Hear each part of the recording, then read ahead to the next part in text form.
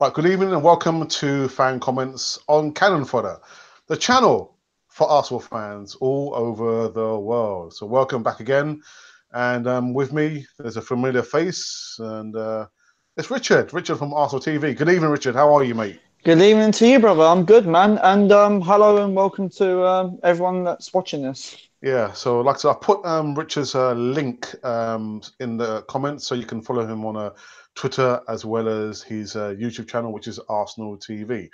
So as we know, we're going to go through fan comments, and actually, did speak to Richard before we came online, and I think he wanted to do player ratings.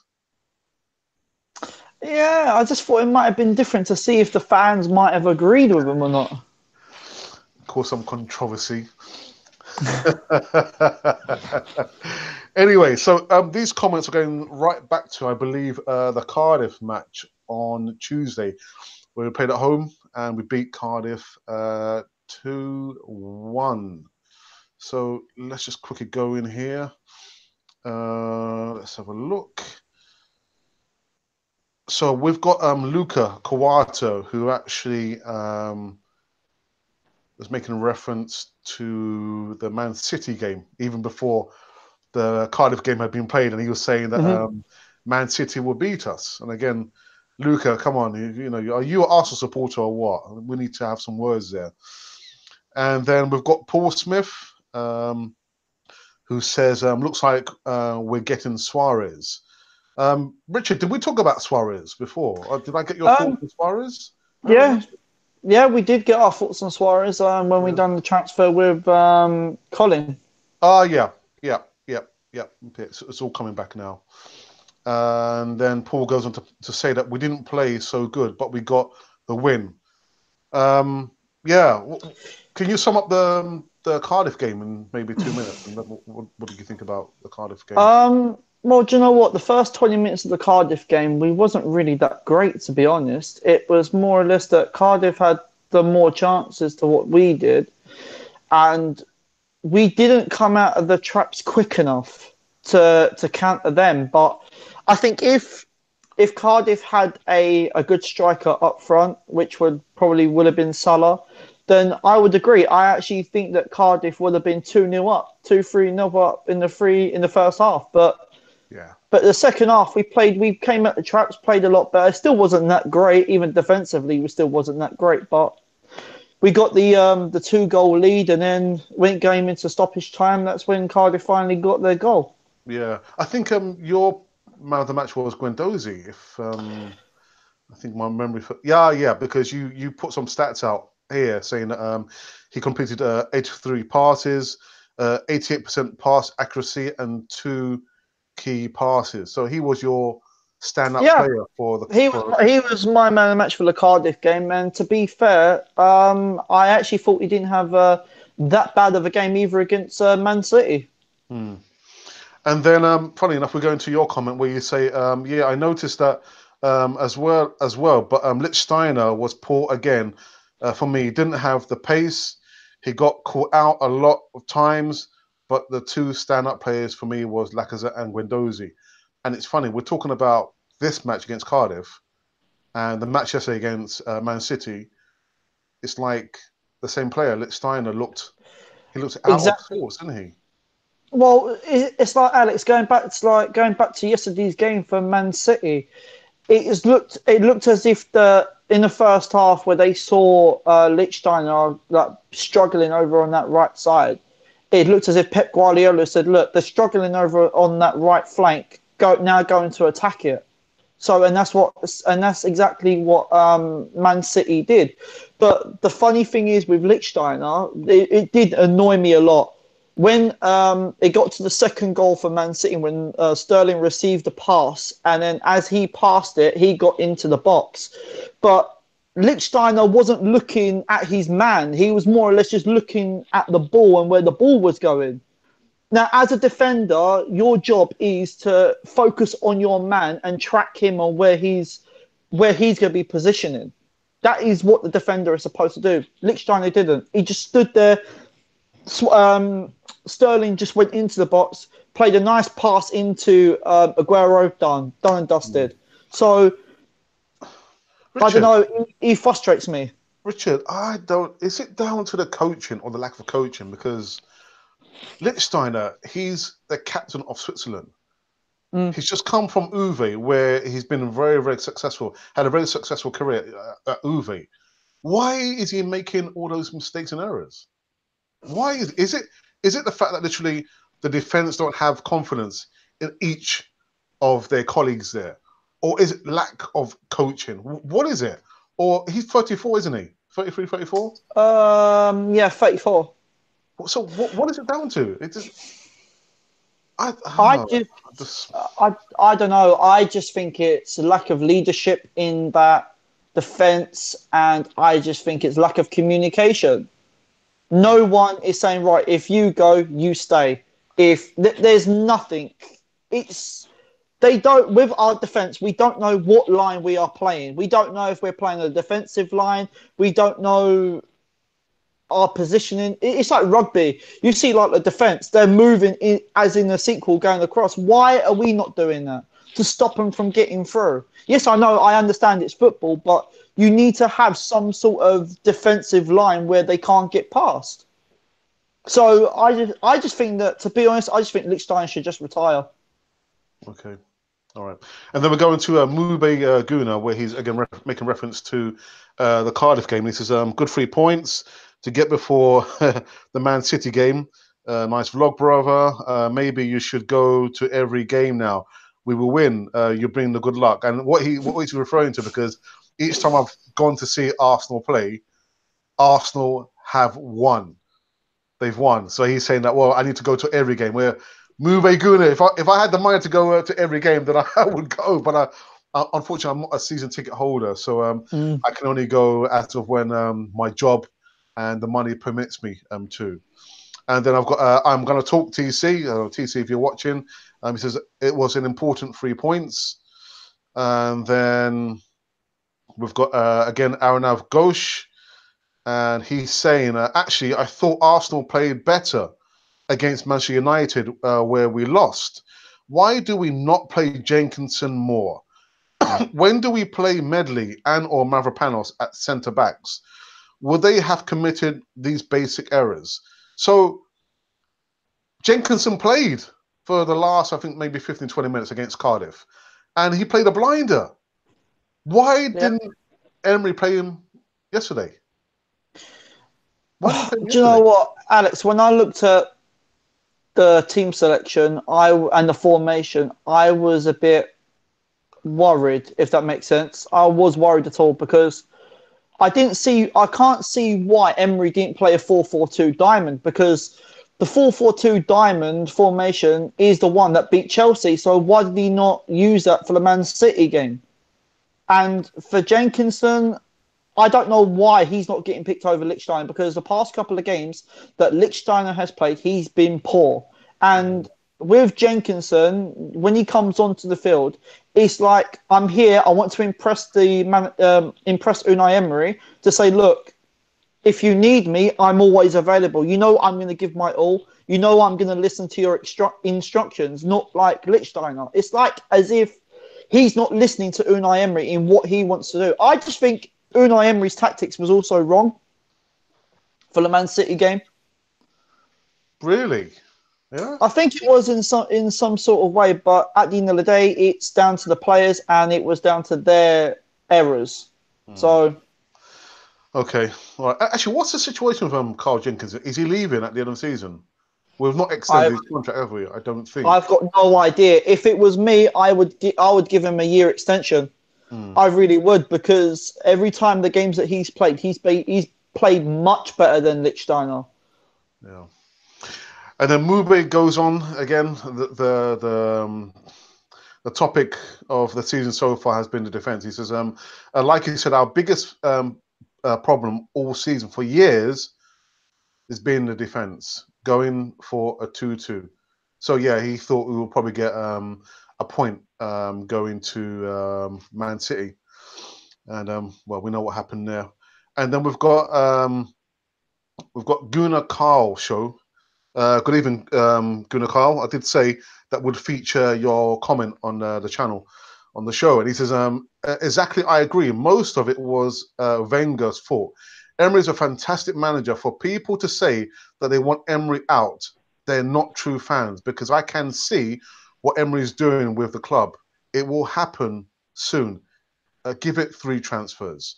So yeah, Gunnar Carl show. I absolutely agree that for me, I continue to trust in Unai Emery.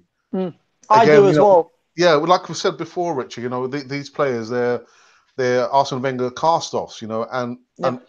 for the umpteenth time, I'm going to say, unless the board give him the backing and bring in the players that he wants, we're going to get the same result that we got yesterday, where we've got Yeah, do you bargain know what? bucket players, and this is what we've got. The result we've Yeah, got. Alex, do you know what? There's another solution that people are saying about Stan Kroenke as well, is that look at what he's doing with LA Rams. Well, they lost at the Super Bowl last night, so I was quite happy about that.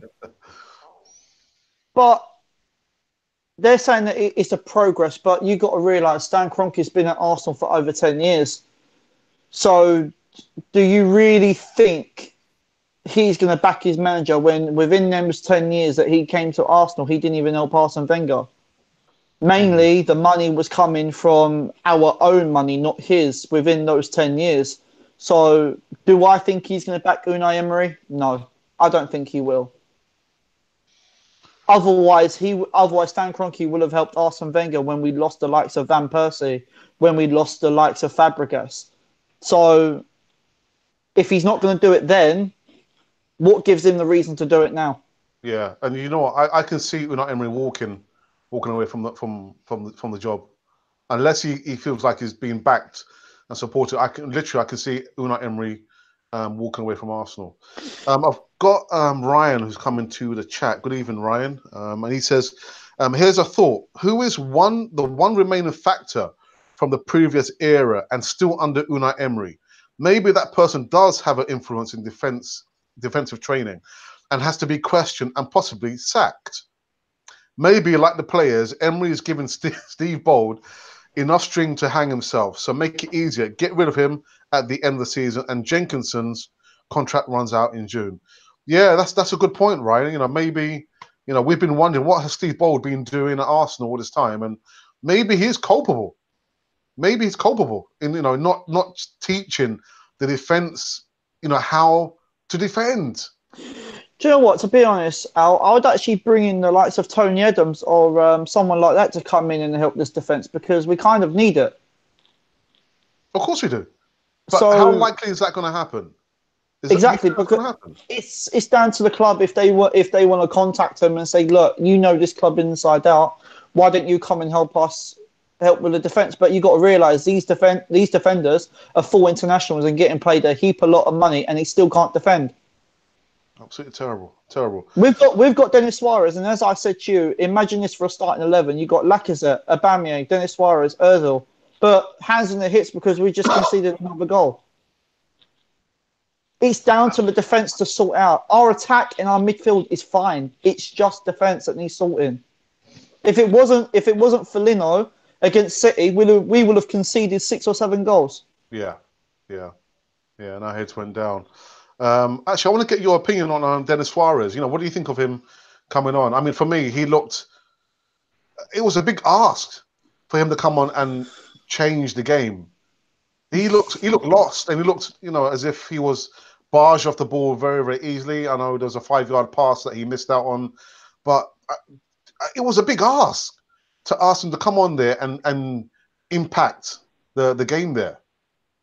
Well, to be honest, for Dennis Suarez to come on, I thought was a wrong time because you get these fans, like, you can't really judge him on just those minutes that this is his first Premier League game, his first appearance. And the game was pretty much done and dusted anyway before he even came on. So Emery should have thought, you know what, I'll just leave it as it is. I'm not going to bring him on. But I don't know why Emery brought him on in the first place because I don't think it would have changed nothing. Yeah, yeah.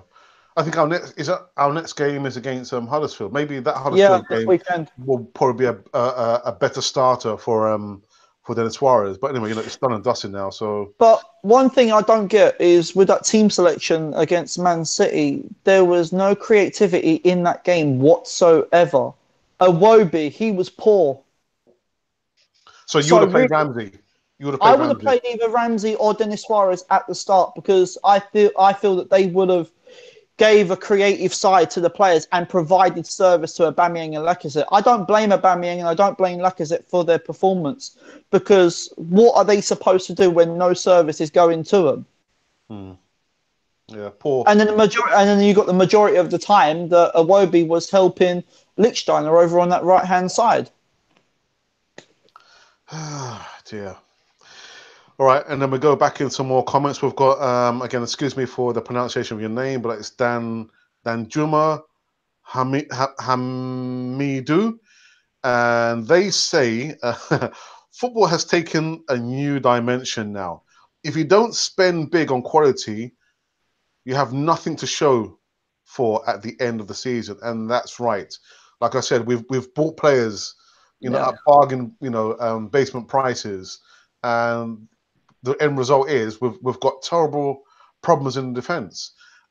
To be honest, as much as I love Lacazette and Aubameyang, as much as I like the attacking force we have there, I would have really preferred if Unai Emery had started with trying to rebuild the defence. Yeah. Forget about our midfield. How many midfielders do we have now? How many midfielders do we have? And they're all kind of similar as well. So for me, if he had invested the money in two top line centre backs, shore up the defence and then work his way forward, I would have been happy with that. But it's just like it's the elephant in the room, isn't it? That the defence just cannot defend, Richard. They can't defend. No. But you got to think about you think of Mustafi. He didn't have that much of a good game against Man City, but since he's been at Arsenal, he hasn't been that good anyway. To be quite honest, he just hasn't been good enough.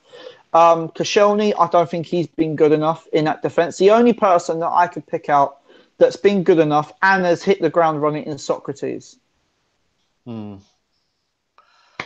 Well, I think, like you said, probably early in the season that Monreal, he's probably coming towards the end of his career. Yeah. We're probably going to need to invest money in a fullback as well, a left back. Well, I think we need to get two decent commanding centre backs, a right back as well as a left back. I think we need to go full out in the summer and go and get those areas in, but don't go and get how can I put it? It's more or less don't get the cheap crap. It's more or less go and spend that money to bring in the quality that that is going to do the job properly. Not like I know we paid a lot of money for Mustafi, but for what? He hasn't really done much, to be quite honest. So I don't know. Okay, and then we go on to Apollo 101 on Arsenal. This is truth is we lost an away game, and he's referring to the match yesterday. Truth is we lost an away game we all knew deep down would be a tough ask to get anything out of. The club also has a duty of care to nurture young talent properly, but defence comes first, and that hasn't been addressed. So, I've barked on about it that, why don't we bring in these players? Okay, we saw Mavropanos.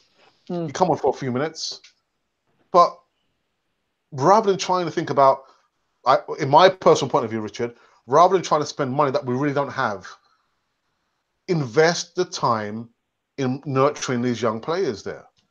Yeah, I agree. I actually think that we should use these young players. We should use the likes of Mavropanos. We should use the likes of Medley because I think that I don't think they would make the mistakes to what the senior players are doing now. I honestly don't think that they would make the same mistakes as to what Mustafi and Koscielny has done for the past couple of games. So I would say, Emery, give them a chance. Let them play and see what they can provide. What's he got to lose? Exactly.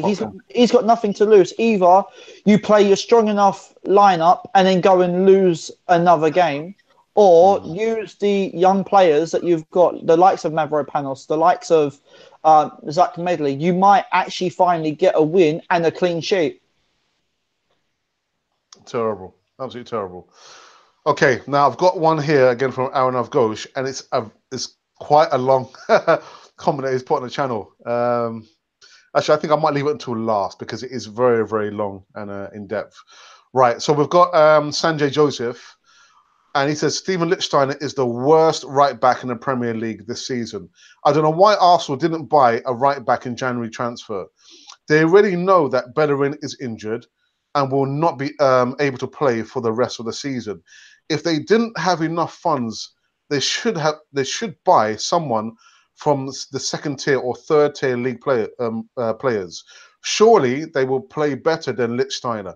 I don't know why Arsenal are buying so many midfielders every time. So he brings a good point. Like I said before, we know, we've seen the problems in the defense. Yeah. We've seen the problems. So Emery, as much as I love him and I do trust in him, spend time to improve the defense. Lichtsteiner, do you think Lichtsteiner is the worst defender in the Premier League?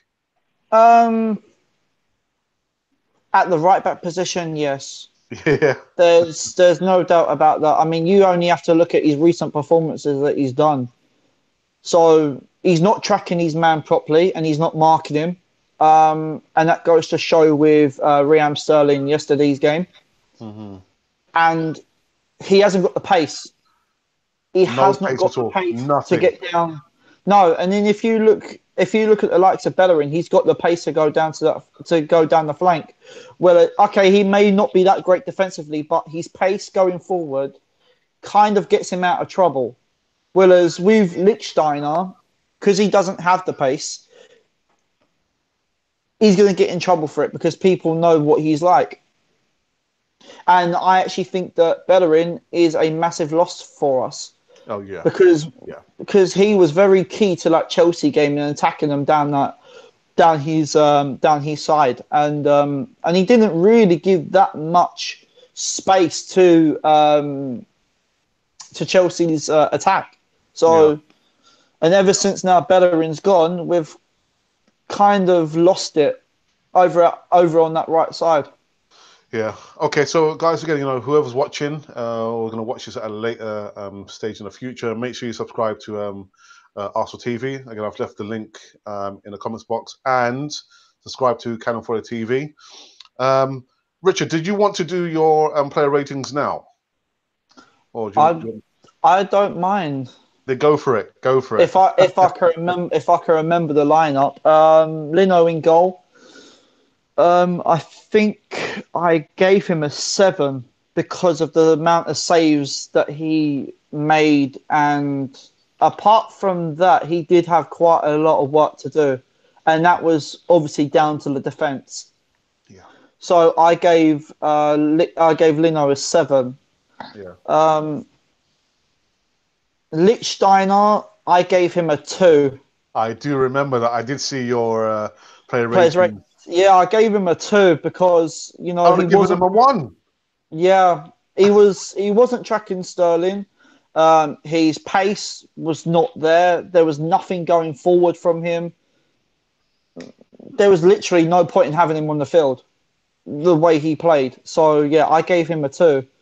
Who else was there? Mustafi, I think I gave him a 5. He didn't really do that great, but yeah. That's fair. Yeah, I just gave him a 5. Who else was there? Koscielny, I think I gave a 6. I think he was better out of him and Mustafi during that game. He made a few clearances away, but that's roughly about it. Mm-hmm. And he scored a goal as well. Yeah, and he scored, and that was the other reason why I gave him a 6. Obviously, because he got that goal from that set piece. Who else was there? Monreal was another one. Yeah. I think I gave Monreal a 5 again. I think I gave him a 5. Kolesnik, I think I gave him either 5 or a 6. I can't remember off by heart, but I think I gave him a 6.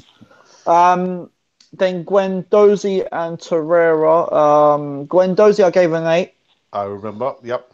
Yeah, because Guendouzi was more like the ball carrier in trying to provide for Aubameyang and Lacazette, but he did get the ball taken off of him a few times as well. But that's not his fault. He was the one that was trying to create something. The only thing what I like about Guendouzi during that game, he showed his spirit. He showed the what Arsenal is about, if that makes sense. Like he was playing for that badge, Yeah, yeah. and yeah. So I gave Guendouzi an 8 because he was a better out of the lot on the field. And he was my man of the match, but I didn't pull it in. I did actually pull it in my video, but yeah. Who else did I give? Torreira, I gave a 7 because I thought he done well defensively in that midfield with Guendouzi, and you're starting to kind of see the Torreira that was before the Liverpool game. So that's why I gave him a 7. Who else was it? Alex Iwobi, I gave Iwobi a 4. Yeah, I gave Iwobi a 4, which I was tempted to actually give him no score at all. I really was because he just didn't play that great. It was one of his worst performances as an Arsenal player. Yeah, wasn't great.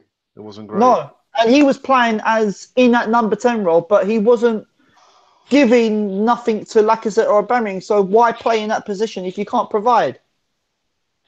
So So yeah, I gave Iwobi a 4. I gave Aubameyang a 5, and I gave Lacazette a 6. yeah, again Only with reason for only reason for Aubameyang because he didn't have no service to him to provide any goals, and Lacazette because of his work rate. mm, oh dear, the elephant in the room, the defense, man, the Yeah, defense is and just Unai Emery's rating I gave a 6. yeah.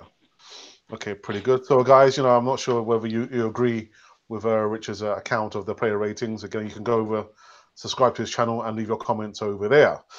Yeah, I Right. got So, 192 subscribers, so I'm on my way to and 200. counting, and counting. Yeah, Well done. Well done. I remember those days, man. Hard graft. Hard yeah, graft. Right. So, Richard, there's this comment from Arnav Ghosh, and it's very, very long, so just bear with me, okay? that's fine. So, he says, Uh, actually, no. Before I read that one, I've got one from Paul Smith here, and he says, "Where is it?"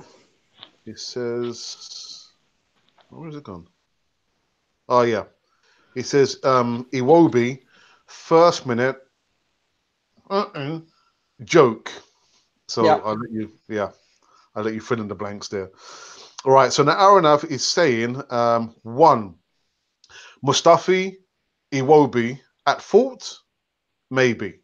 Two, but tell me of one top side who would have played a normal game after losing their centre backs and one super side back, or he means fullback, Bellerin, hmm through injury.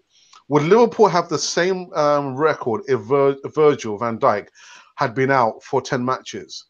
We have Rob Holding, and Socrates out of our team for a long time to hurt for our final positions in the league table.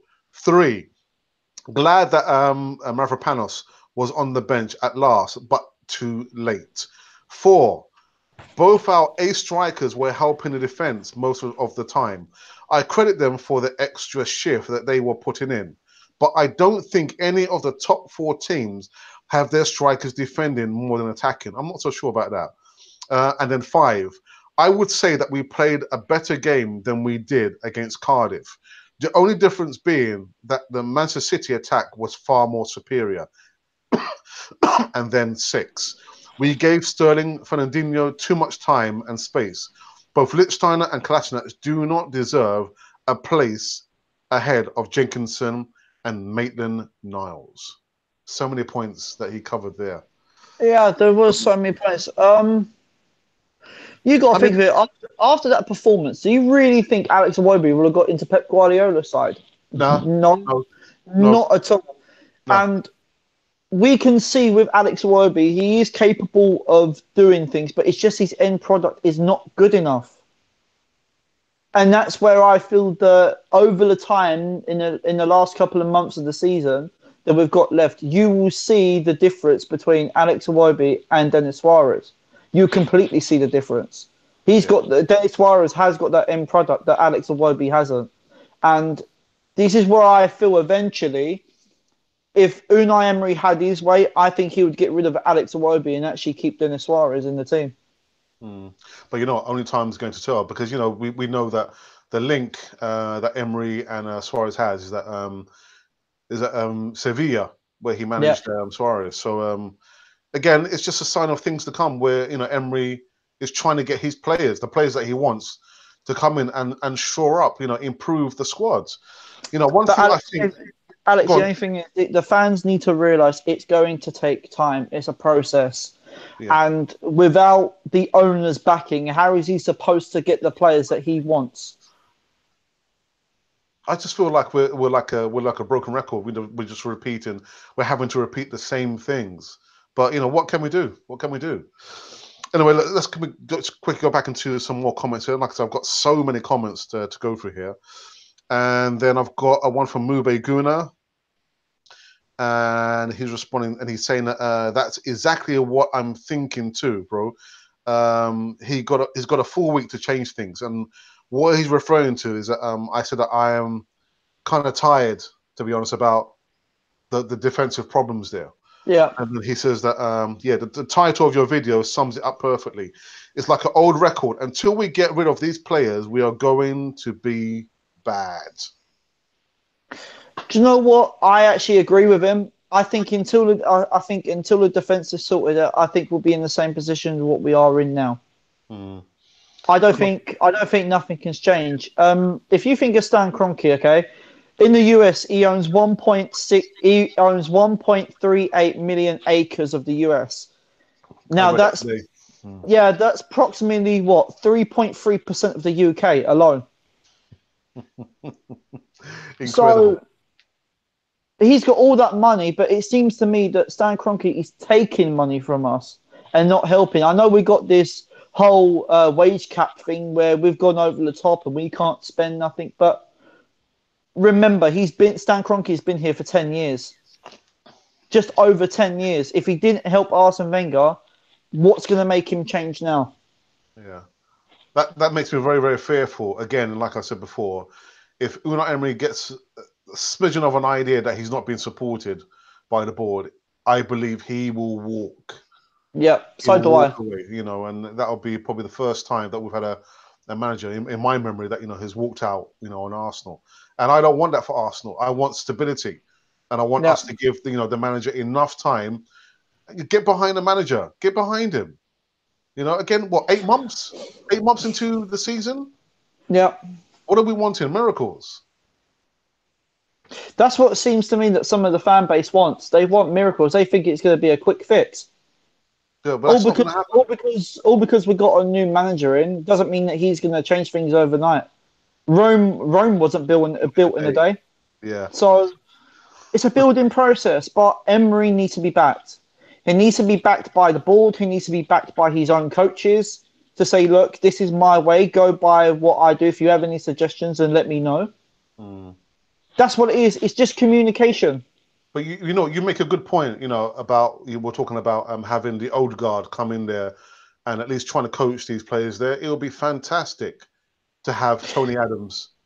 It would be because they know the team inside out. They know what it's like to play for this team. They know what the fans feel about this team. They know like the passion that us fans have for this club.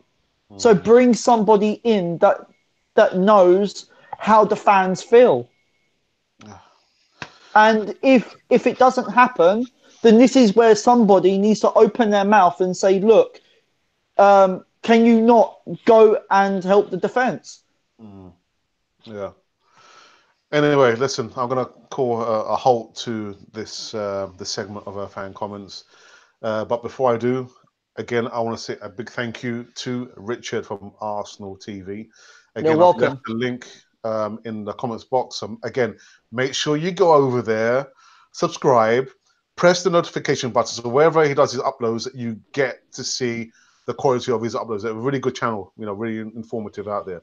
But Richard, again, thanks again, and we will have you back on the show next week, Monday. Yeah, that's And cool. to anyone who's passed by and just seen our channel, Canon Fodder TV, make sure you subscribe and press the notification button.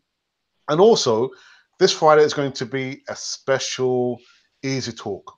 Why? Ooh. Because it's going to be a year, 1 year on Friday that we started this channel. So make sure. I think Richard's going to be. If you're not doing anything, Richard, you can probably come back on the show on Friday. But Definitely. we can talk between now and then anyway. But Yep. until then, I want to say thank you. And this has been Cannon Fodder, the channel for Arsenal fans all over the world. And we are